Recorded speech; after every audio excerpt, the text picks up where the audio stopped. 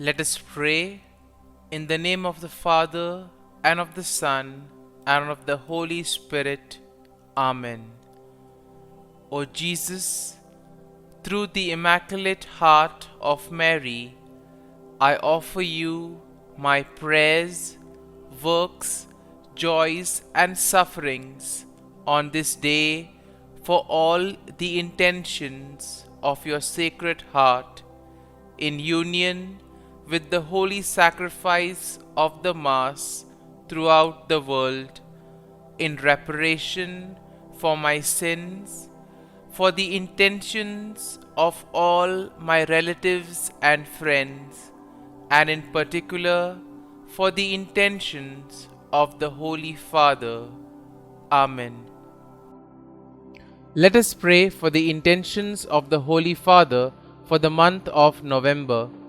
For anyone who has lost a child, we pray that all parents who mourn the loss of a son or daughter find support in their community and receive peace and consolation from the Holy Spirit. Our Father, who art in heaven, hallowed be thy name. Thy kingdom come, thy will be done, on earth as it is in heaven. Give us this day our daily bread, and forgive us our trespasses, as we forgive those who trespass against us. And lead us not into temptation, but deliver us from evil. Amen. Hail Mary, full of grace, the Lord is with you.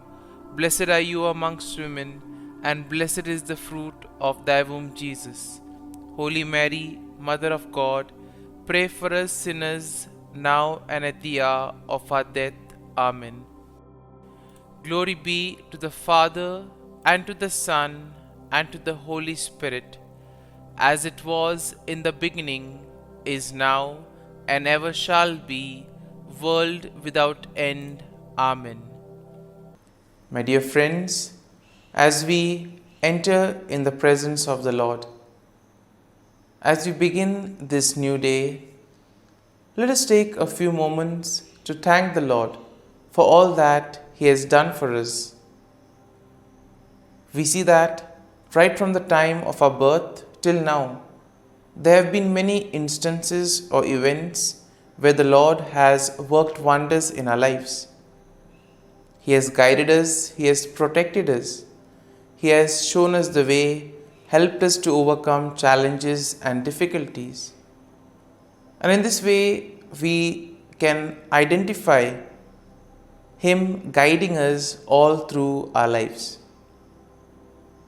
But there are occasions wherein we find it difficult to recognize His presence among us.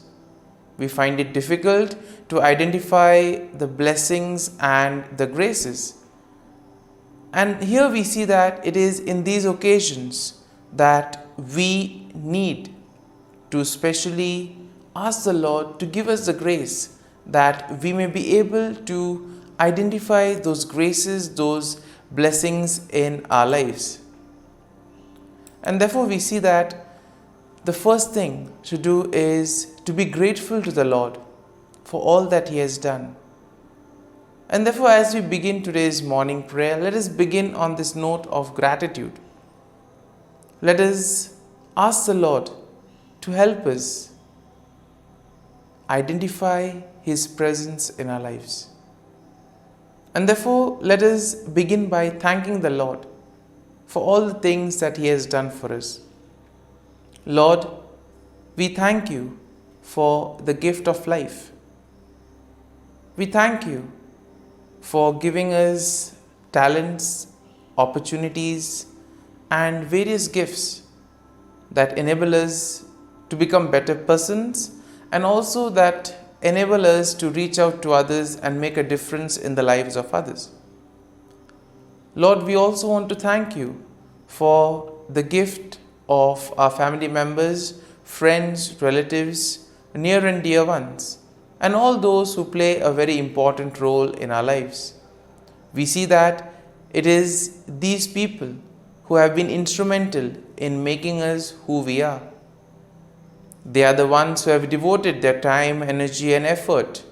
And as a result of it, they have molded us and they have made us better individuals.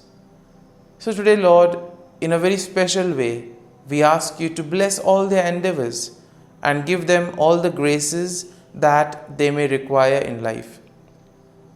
We also thank you, Lord, for giving us the gift of this day, a day that would help us in many ways to appreciate the good things that you have done for us, a day wherein we may complete some thing that was left behind, or a day that may present to us various challenges.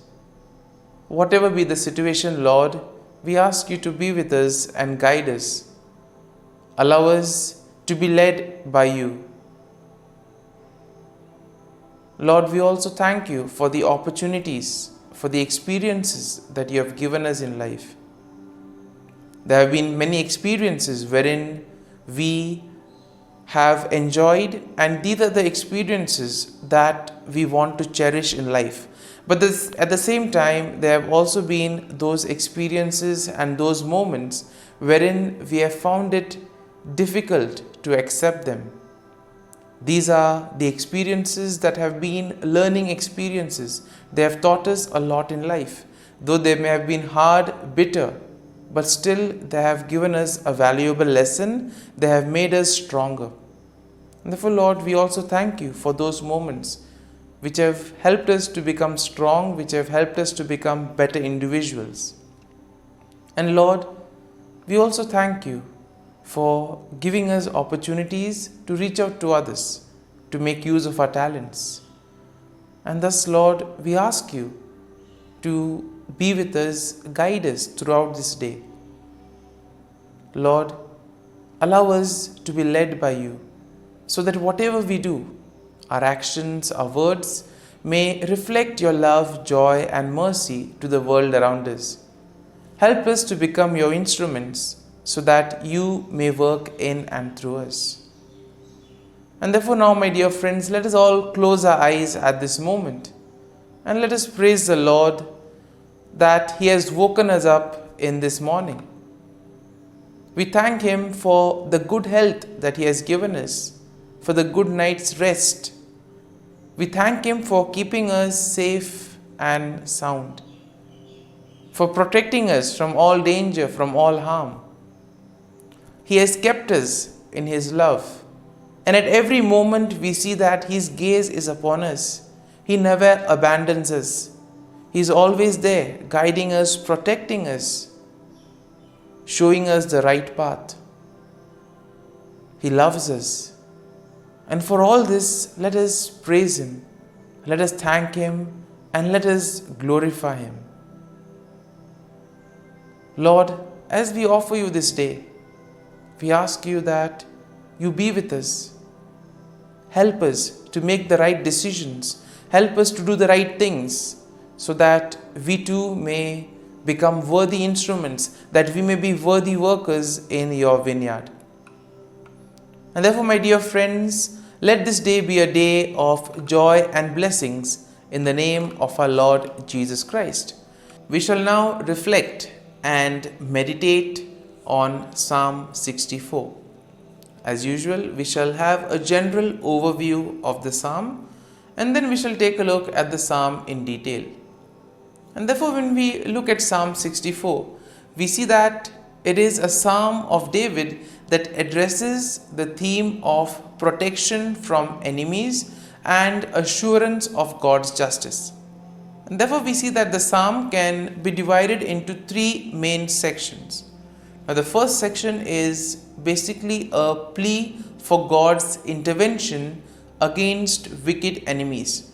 And this is something that we'll find in verses 1 to 6.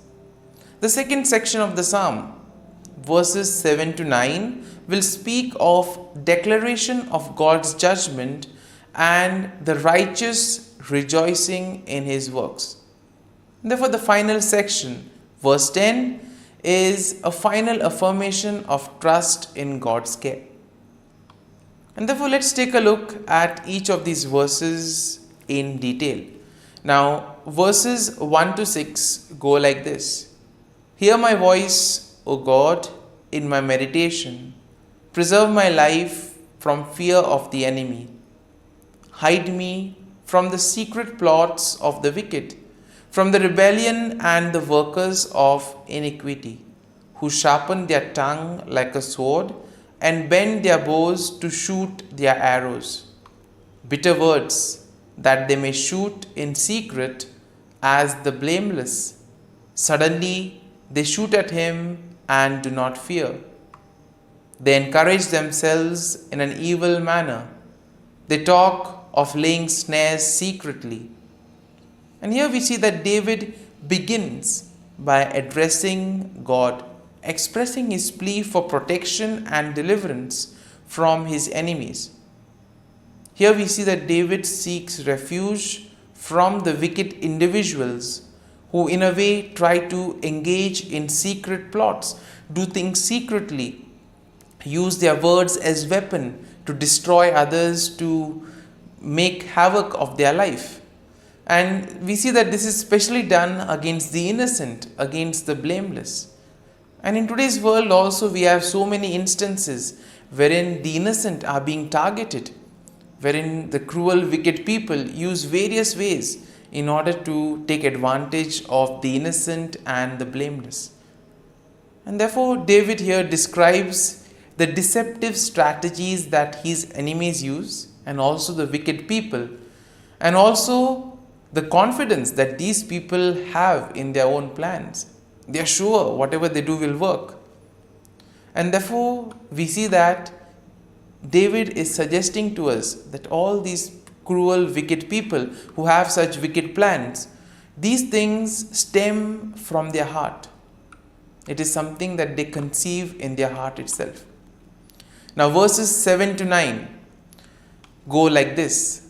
But God shall shoot at them with an arrow. Suddenly they shall be wounded. So he will make them stumble over their own tongue. All who see them shall flee away. All men shall fear and declare the work of God, for they shall wisely consider his doing. Now in this section, David declares God's judgment upon the wicked. He expresses confidence in God's intervention, and thus he states that God will shoot arrows at them and cause them to stumble. In other words, God will take appropriate action. He will humble the proud. He will bring justice to all those who face injustice. And in this way, all the wicked, all those who do evil will be humbled. They will be brought down. And therefore, David envisions a scenario where the sight of God's judgment will invoke fear and will cause the people to recognize and proclaim the works of God. And therefore, the deeds of the wicked, though they are done in secret, all of that will be exposed. It will be brought to light. It will be out there in the open, and their plans will come to nothing. And therefore, all their plans will be destroyed. So therefore, David emphasizes the need to place faith and trust in the Lord. And finally, in verse 10, we have the conclusion of the psalm. And therefore, the verse goes like this. The righteous shall be glad in the Lord and trust in him. All the upright in the heart shall glory. Once again, a consolation for all those who have been facing difficulties in their lives, all those who have been victims of injustice. And therefore the psalm concludes with an affirmation of trust and rejoicing among the righteous. Finally, justice will be served. The wicked will be punished. And therefore here we see that David declares that the righteous will find gladness in the Lord and they will place their trust in God. The upright in heart will boast in the Lord and they will celebrate his faithfulness and justice. And therefore overall we see that Psalm 64 presents a plea for God's intervention against the wicked enemies, and it expresses confidence in his judgment. It also highlights the deceptive tactics of the wicked and their plans to harm the blameless. And therefore the psalm assures the righteous people that God will protect them, and all that they need to do is place their faith and trust in the Lord. It emphasizes the ultimate triumph of the righteousness and the recognition of God's works among His people. And therefore, the psalm will serve as a reminder that God sees and judges the actions of the wicked, and He provides security and justice for all those who do the will of God. Therefore, my dear friend, let us now spend a few moments reflecting on this psalm. There may have been many things that would have touched us. Could be a verse, could be a sentence, could be a thought or a word. Remain with it. Allow it to take root in you. In this way, we see that the psalm will really be meaningful to us, and will be ultimately be able to draw fruit from it. And therefore, as we spend these few moments in silence, allow the word, allow the thought to take root in you. Let it become part of you, so that ultimately all your works, actions today will be able to radiate the love, peace and mercy of God. That you too will be able to praise the Lord in all your works, in all your dealings with others. And thus you will be a worthy instrument to work in the vineyard of the Lord.